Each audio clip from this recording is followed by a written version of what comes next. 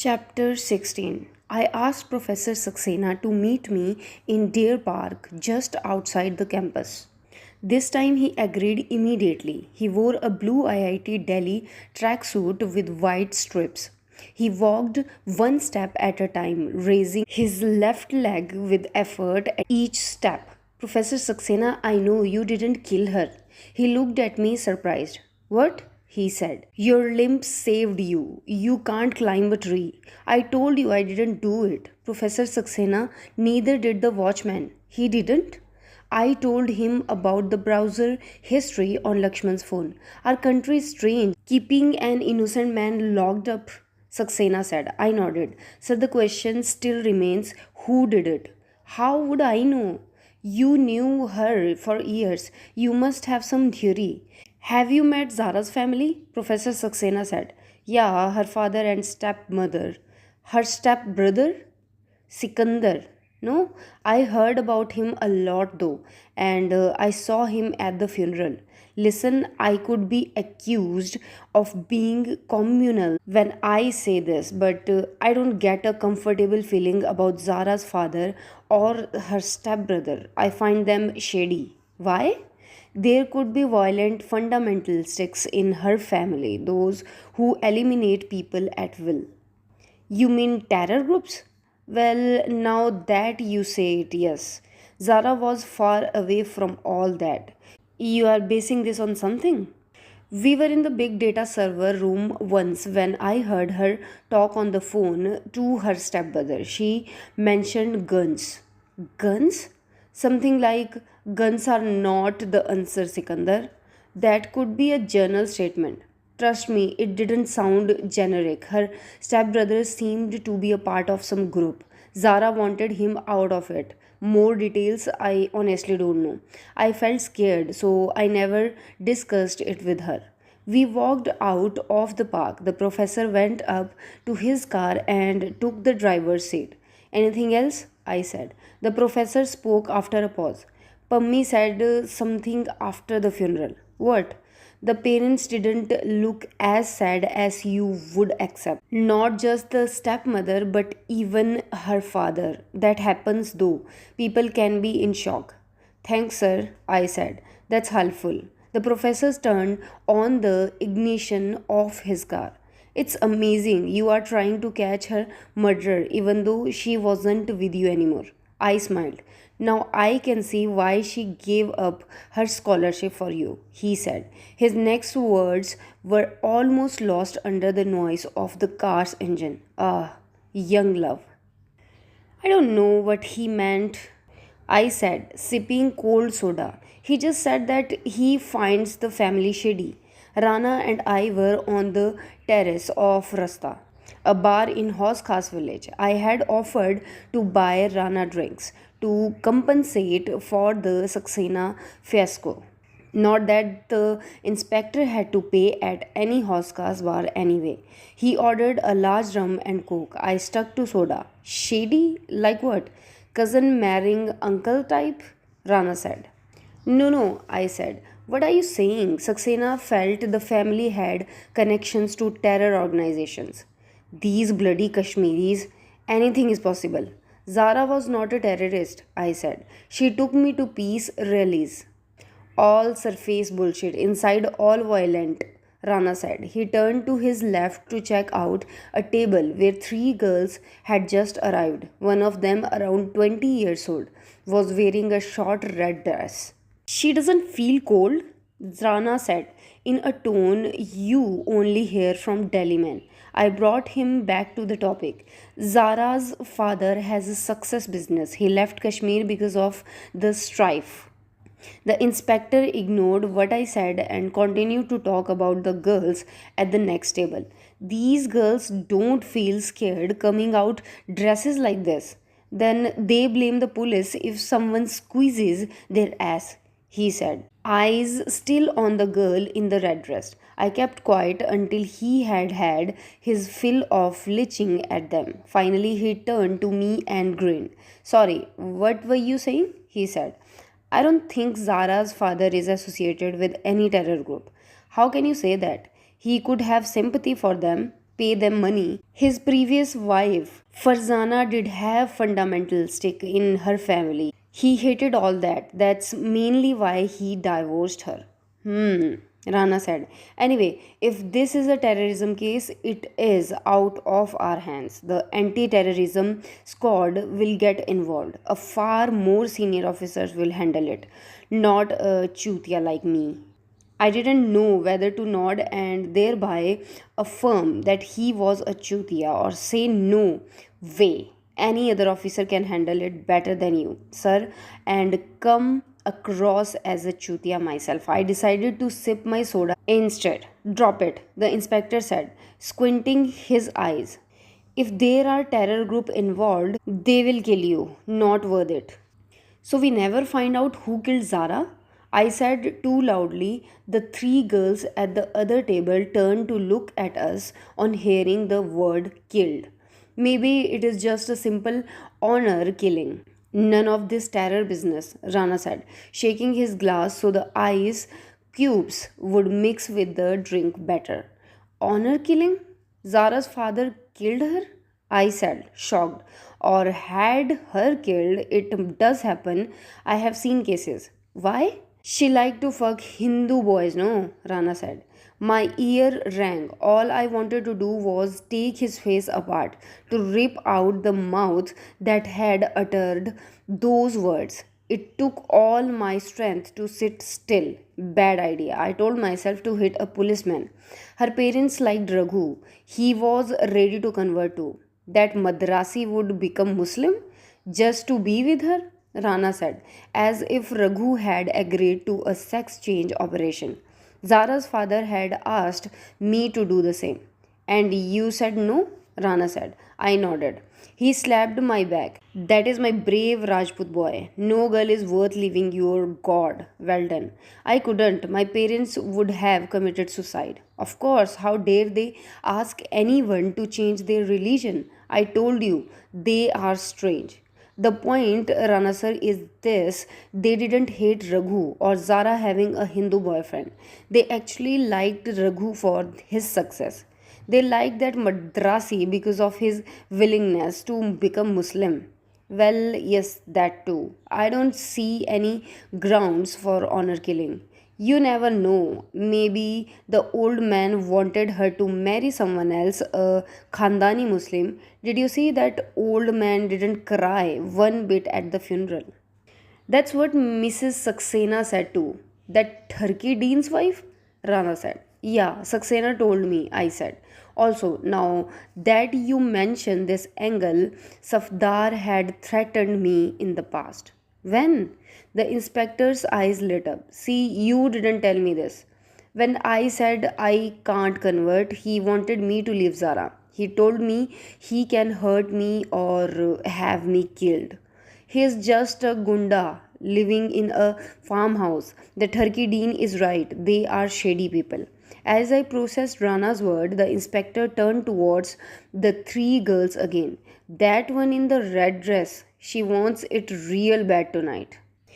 What makes you think you can investigate my daughter's murder? Safdar said. His voice thundered through his giant pouch. Saurabh and I had gone to visit him on a Sunday morning. I told him the story so far until the point where we found Lakshman and Saxena innocent. All this garbage about her PhD guide, what was the need for you to fish around? Aren't you shocked, uncle, that her guide harassed her? Aren't you angry? I said, I'm angry with you. You won't leave my daughter alone even when she is dead. I just want to find out who killed her. Who are you? The police? Her family? Who? I kept quiet. You and Zara had no rishta. Safdar said through gritted teeth. Now get out of my house and my dead daughter's life. Safdar stood up, a signal for us to leave. Uncle, don't be agitated. It will only make things worse. Saurav spoke for the first time, his voice steady. Worse? Safdar said. What can get worse? I have already lost my daughter. What could be worse, uncle, is people talking about an honor killing angle here. Saurav said plainly. Cute how he still called him uncle, all respectful even when accusing him for murder. What? Safdar said, blinking. What is wrong with your dimag? Who is this mental friend of yours? He is my best friend and he is not mental. He is quite smart. Please sit down, I said. Saurav smiled. Safdar sat down again. Uncle, why did you say no to Zara's autopsy? I said. What? And let all those haramis cut up my little girl's body? Do you even know what they do during an autopsy? Safdar said. They find out what happened, I said. What do they find out? More masala for the news channels? Saurav and I didn't respond. Did you see when she died how they feasted on the news? Nobody cared about Zara or her family's feelings. What else did you want? For them to discuss if she was raped or not? She wasn't raped, I said. Nothing like that happened. I saw the body first. What if some lunatic TV anchor made it up? Do you know what the family goes through? If Safdar was hiding something, he was doing a good job of it. Uncle, I am only asking this because the question may come up. Where were you that night? I said. Safdar looked at me and spoke after a pause. At home, preparing for her birthday party. You have witnessed, Saurabh said, the entire staff of the farmhouse. They are your staff on your payroll. Ask anyone separately. They will all tell you the same thing. Wait a minute. Are you actually accusing me? Some people might honor killing to happen, I said. What nonsense! He scoffed. I didn't see you distraught or in tears at the funeral or any other time. I am not an emotionally expressed person in public. My little girl, her room is still there, just as she left it. I step in and I cry alone. Don't you dare say I don't feel pain. Maybe you do, but if what? If you are doing, I didn't do anything. I am not the kind of a person who can hurt anyone. Forget killing my only daughter. You threatened to kill me, I said. Safdar locked eyes with me. We continued to stare at each other for a few seconds before he spoke again. You think you can just accuse me of killing my own daughter and people will believe it? So, is that it? You didn't do it because I can't prove it? I said. Can you prove it? Let's go, Saurav. I stood up to leave. Saurav followed me to the garden. We passed the swing where Zara's father had told me to take the Shahada. I almost expected Zara to be there, running behind Ruby. I walked fast as I didn't want to cry. Stop! Safdar's voice came from behind us. I turned around. I expected to see film style ruffians waiting to trash us at either master's command. However, Safdar was standing there alone. Come in, he said. Saurav and I froze. I wondered if he would take us to a dungeon and feed us to hungry crocodiles he kept in a secret pond. Follow me, let's talk in my study, he said. Safdar's study, like the rest of his house, had a Nawabi opulence. Expensive silk carpets from Kashmir adorned the wooden floor. One side of the room had giant teak study table and oversized leather chairs. A black leather sofa set occupied the other end. Bookshelves with hundreds of books covered an entire wall. Safdar, Saurav, and I sat on the sofas. How much do you know about Sikandar? Safdar said to me. Zara liked him a lot, I said. He was always nostalgic about growing up with him in Srinagar. She said he was a simple boy, too innocent. Safdar gave a sneering smile at my last word.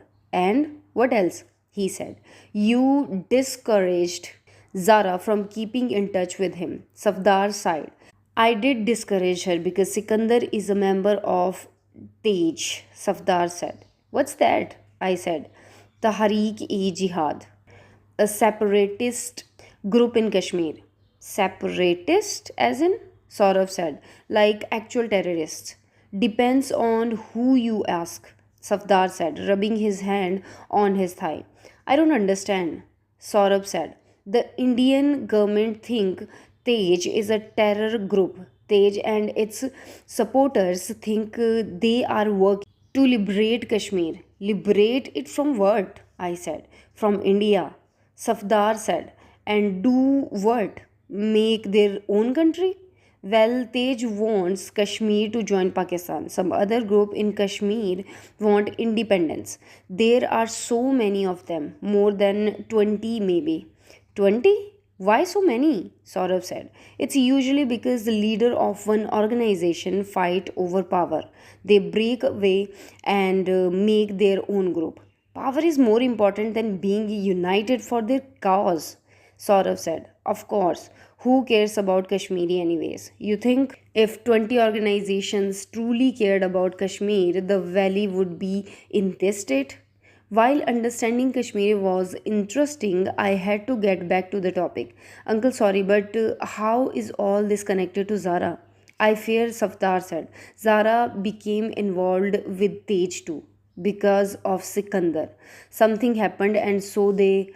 Safdar stopped mid sentence and sighed again. You should have told the police this so they could find out what really happened, I said, and have them label my daughter a terrorist. Zara could not have been a terrorist. She was a smart, rational person who believed in debates and activism. She hated violence, I said. How will you convince anyone of that? Her own stepbrother is part of a terrorist organization. She went to Pakistan. It's apparently there on social media. Enough for those media vultures. Pakistan? Saurav said. I remembered Zara's Instagram posts from last year. She had visited a literature festival and posted pictures from there. You mean her trip to the Karachi Literature Festival? I said. I opened Instagram on my phone. She had posted three pictures from the Lit Fest a year ago. The first picture was a selfie as she sat in the audience at a Fatima Bhutto session. The second showed the entrance of the Lit Fest with the Karachi Literature Festival sign. The third showed her in a silk hat at Clifton Beach at sunset. Her long hair was blowing in the wind. The dim light hid most of her face. I remembered how I had called her after seeing this picture, begging her to take me back. I forced myself back to the present moment. You mean this trip? I said. Savdar took my phone as I continued. Zara used to attend literature festivals all the time. She went to the one in Kasoli, Bangalore, and Kolkata too. In fact, I went to the one in Jaipur with her 5 years ago. I have not seen these, Safdar said, his voice soft. He gently touched the pictures on the screen to make them larger. How did you get them? She posted them on Instagram for all to see, I said. Safdar wiped his tears. I miss my girl so much, he said. Unlike at the funeral, Safdar seemed vulnerable and weak. So help us in finding out who did this to Zara, I said. He shook his head. You don't understand. We are Muslims. People start with a doubt, even both of you. You felt I could have killed my daughter. Saurav and I looked at each other. Everyone is a suspect, uncle, until we find out who did it, I said. If the police link Tahrik with Zara's killing, she will be branded a terrorist, and me too. A rich Muslim businessman has to be a terrorist sympathizer, right? Are you? I said, my face expressionless. He looked at me surprised. Have you lost your mind? I absolutely hate these extremists. They have ruined my state.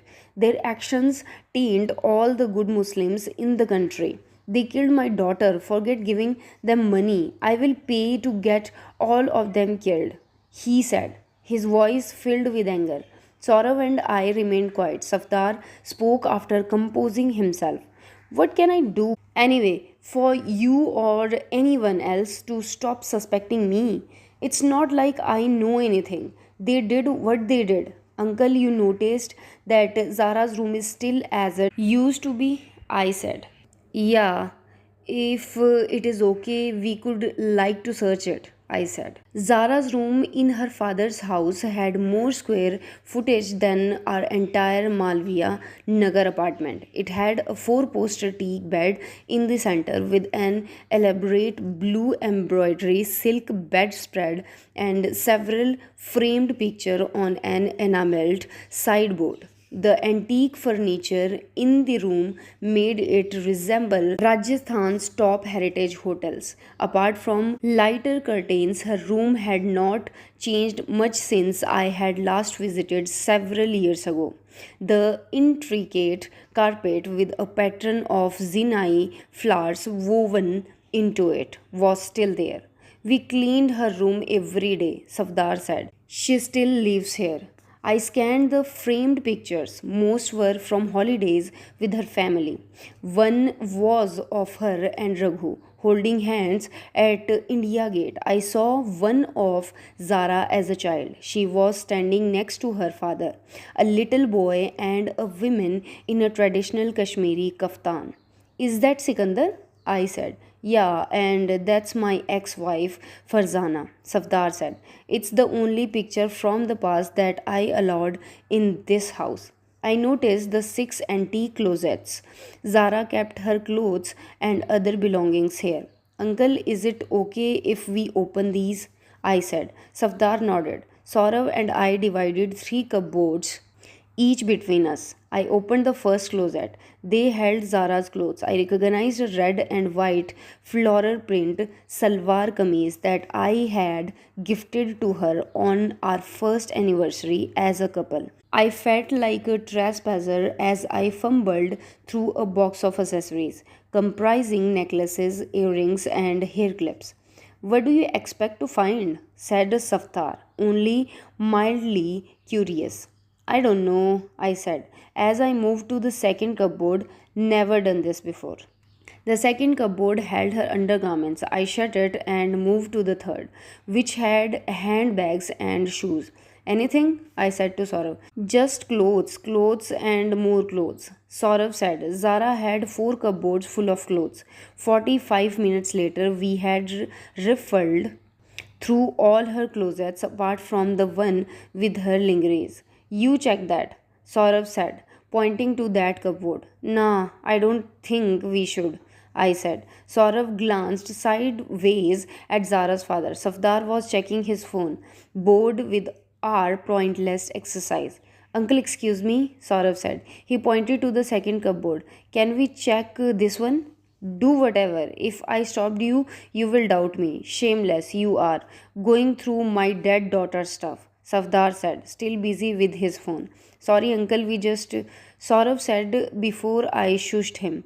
I opened the second closet again. It had boxes made of canvas kept on various shelves. The boxes were filled with bras and lace underwears. Saurav lifted a few garments from a box. We don't have to go through this, I said. Fine, he said, placing the contents back it. I pushed one of the box back into the cupboard. It hit something hard at the back of the shelf. What's that? I extended my arm deep inside. I touched a keypad.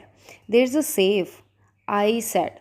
Pull it out, Saurav said. Safdar noticed. What happened? Uncle, there's this little Godrej safe, Saurav said. He tried to pull out the iron box from the cupboard. He cannot. Safdar walked up to us. I remember this. She bought it online. She said she wanted to keep some jewelries and money. It's bolted to the back, Saurav said. Yeah, of course, I got it done. Safdar said. Do you know the keypad code, uncle? I said. Safdar shook his head. There must be keys, Saurav said. I don't have them, Safdar said. We searched the entire room for an hour but couldn't find the key either. We will have to break it open, Saurav said. How? Safdar said. It's just a small safe. Any hardware guy with a metal cutter can do it, Saurabh said. Clang, the front plate of the safe fell out as the fabricator shut his welding torch. He took his 1,000 bucks for the 5-minute job and left. I emptied out the content of the safe and placed them in the middle of Zara's bed. Safdar, Saurav, and I sat around them. I then picked up the items one at a time. The first was a passport. That's Zara's passport, Safdar said. Should I make a list? Saurav said, taking out his phone. Sure, I said. I dictated the contents as Saurav noted everything down on his phone. Money in various currencies. Indian rupees around 20,000, US dollar 900, Pakistani currency 10,000 rupees. Safdar's phone rang. It's from my godown. I need to take this call. Do what you have to. I am in my study. Safdar said and left the room. I turned to Saurabh after Safdar left. He seems genius, right? Or do you think he is faking it? I said. Can't say. He didn't stop us from searching though. Fine, let's keep going. Velvet pouch. Let me see what is inside. Earrings. I said as I shook out the contents. Gold earrings with diamonds and other inlaid precious stones. Old traditional types. I said. Look expensive, Saurav said as he noted the details. I went through the remaining contents of the safe. A brown paper bag, I said. I turned the bag upside down. Several items fell out. Wow, condoms. Saurav and I said in unison. And what is this? Saurav said. He lifted up three white rectangle paper boxes the size of a chocolate bar. Praga News. It said on top of the boxes. These are pregnancy kits, I said. Oh, yes. I have seen Karishma Kapoor advertise these. Do they help you get pregnant? No, silly. They tell you if you are. Why does Zara have these? I said. Saurav shrugged. Each box had a small sticker on it. The sticker had a barcode and text that read Praga Kit INR 50. Well, she was in a relationship, I said, answering my own questions. Engaged too. I swallowed the lump in my throat and picked up the next item. An Oppo phone box, I said. Opening the box, it had a cell phone in it. Switch it on, Saurav said. It took a minute for the phone to boot up. The phone connected to a network indicating it had a SIM card. No numeric lock. Zara's phone? Saurav said. Not her main phone for sure. She had an iPhone. What number is this? Saurav said. To find out, I dialed myself. My phone rang. It's funny, the number starts with +92, I said, checking my phone. Bhai, it's a Pakistani number. It's a Pak SIM. I threw the phone aside. There's something about Pakistan that makes you jump in fear. She had a Pak SIM? I said. Let's note down the number. Anything in the phone? Contacts? Pictures? Saurav said. I opened the phone. It only had three contacts. These were S, I, and W. I went to the picture library. There are some pictures from the Karachi Lit Fest. I said, going through the images. Wait, here's one of Zara and Sikandar, a selfie. Show me, Saurabh said. He's holding a machine gun. They were sitting on the floor of what looked like a hostel room. Sikandar was holding the gun in his arms. Damn, I said. He is totally a terrorist. They are smiling. Zara too, Saurav said. I was in a teasy. Was Zara part of them? The Tehreek-e whatever they called themselves?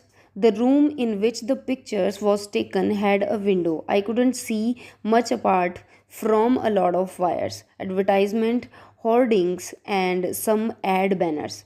Is this also taken in Pakistan? Saurav said. I zoomed in closer to the picture.